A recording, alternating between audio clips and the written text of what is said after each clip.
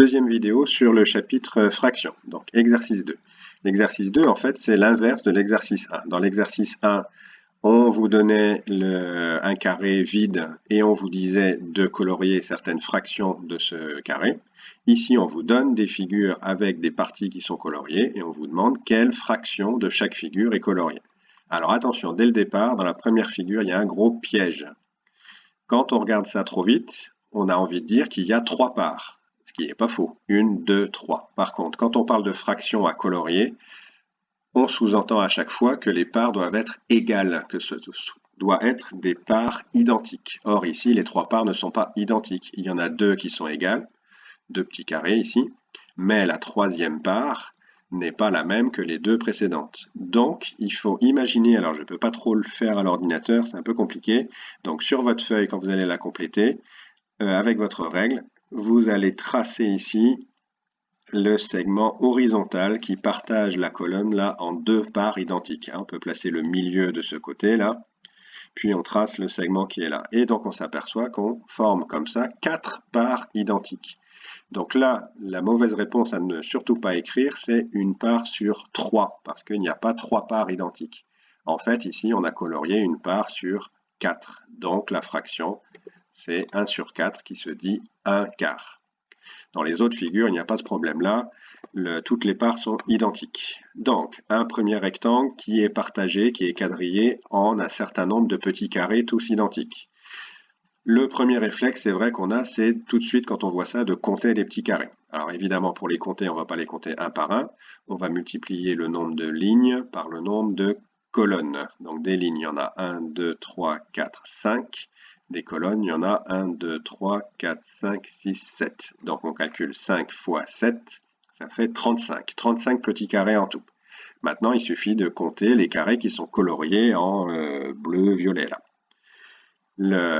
Pour ça, c'est pareil. Cette fois, on va multiplier 1, 2, 3 lignes par cette colonne. 3 fois 7, 21. Donc, il y a 21 petits carrés coloriés sur 35 petits carrés en tout. Ça donne la fraction 21 sur 35. En faisant ça, c'est très bien, on a trouvé la fraction. Sauf qu'en fait, on pouvait écrire une fraction beaucoup plus simple, avec des nombres plus petits. Parce que, justement, quand on a compté nos carrés et nos colonnes pour compter le nombre de carrés, eh bien, on aurait pu s'apercevoir que en tout, il y a 5 lignes, les lignes c'est horizontal, et colorié en mauve, là, il y a 3 lignes. Donc, en fait, on peut très bien oublier les découpages verticaux, on oublie les petits carreaux, et on va dire qu'il y a 1, 2, 3 lignes coloriées sur 1, 2, 3, 4, 5 lignes au total. Donc finalement, la fraction qui est coloriée ici, elle est de 3 lignes sur 5. Donc la fraction 3 sur 5. Et bien en fait, la fraction 21 sur 35, c'est exactement la même fraction que la fraction 3 sur 5. Donc on peut mettre un égal entre les deux, et ça c'est très important. Des fractions peuvent tout à fait être égales, et on va voir plus tard qu'est-ce qui relie ces deux fractions.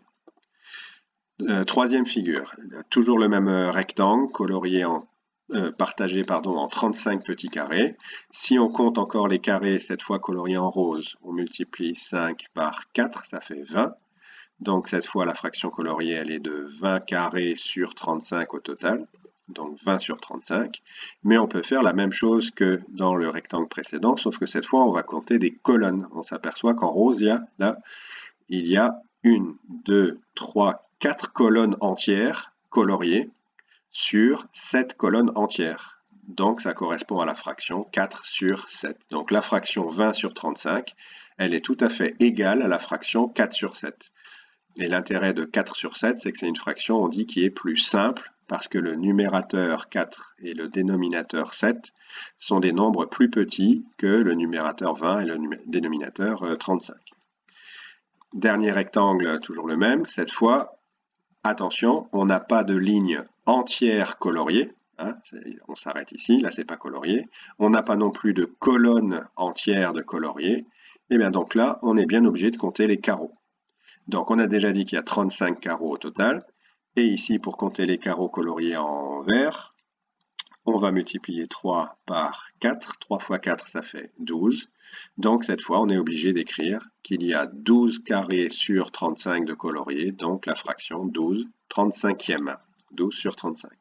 Et cette fraction, on ne peut pas trouver de fraction plus simple ici, qui est égale à 12 35e. Ensuite, 4 rectangles encore identiques. La seule chose qui change, c'est le découpage de ces rectangles. Ici, dans le premier rectangle, on voit bien 3 parts identiques, un peu comme un drapeau, le drapeau de la France ou d'autres pays. Et sur ces 3 colonnes, sur ces 3 barres, on en a colorié 2. Donc la fraction, c'est 2 parts sur 3, on dit 2 tiers. Ensuite, le rectangle suivant. Alors déjà, on s'aperçoit que c'est la même chose qui est coloriée. Donc finalement, on pourrait tout de suite écrire 2 tiers. Sauf que comme il y a un segment qui est tracé horizontalement ici, ça partage chacune des barres verticales en 2 morceaux identiques, ce qui fait qu'on n'a plus que 3 barres verticales, on obtient finalement 6 rectangles identiques. Donc la fraction qu'on a envie d'écrire, elle va être sur 6. Et on a combien de parts coloriées? On en a 1, 2, 3, 4. Donc la fraction 4 sur 6. Ensuite, 8 douzièmes. Pourquoi 8 douzièmes? Eh bien parce qu'on a encore partagé en 2 chacun des morceaux. Ce qui fait qu'ici, on obtient 4 morceaux identiques. Là, 4 morceaux identiques. Là, 4 morceaux identiques. Ce qui fait qu'on a bien 8 parts coloriées sur 12 parts au total. Ici, qu'est-ce qu'on a fait? On a tracé une diagonale de chaque rectangle qui sont ici, les mini-parts qui sont là. Comme on a partagé en 2, ça veut dire qu'au total, on a 2 fois 12 qui fait 24 triangles. Et de coloriés, on en a 8 fois 2 qui fait 16. Donc la fraction est de 16 sur 24. Alors en fait, dernière chose qu'on va rajouter, c'est que, comme je disais tout à l'heure, ce qui est colorié dans chaque rectangle, c'est exactement la même partie. Donc finalement, la fraction qu'on a écrite au départ, c'est-à-dire 2 tiers, on peut l'écrire pour chacun des autres rectangles. Donc 4 sixièmes, c'est la même chose que 2 tiers. 8 douzièmes, c'est la même chose que 2 tiers. Et 16 24e, c'est la même chose que 2 tiers. En fait, le rapport qu'il y a, normalement, vous devez commencer à voir le truc, c'est que 2 tiers égale 4 sixièmes, c'est très facile de vérifier. Pour obtenir 4, on fait 2 fois 2. Et pour obtenir 6, on fait 3 fois 2. Ici, on a bien obtenu 2 fois plus de petites parts qu'il n'y en avait ici. Pour passer de 2 à 8, on fait 2 fois 4 qui fait 8. 3 fois 4 qui fait 12. Pour passer de 2 à 16 et de 3 à 24, on multiplie là aussi par le même nombre. C'est 2 fois 8 qui fait 16 et c'est 3 fois le même nombre 8 qui fait 24. Et bien en fait, on est déjà en train de voir en avance une propriété qu'on va voir après, qui dit que deux quotients peuvent être égaux quand on multiplie par le même nombre en haut et en bas. On peut retrouver ça ici, dans l'exemple qui est là. 20 sur 35 égale 4 sur 7. Qu'est-ce que c'est que 20? Eh bien, c'est 4 fois 5. Et qu'est-ce que c'est que 35? Comme par hasard, c'est 7 fois 5.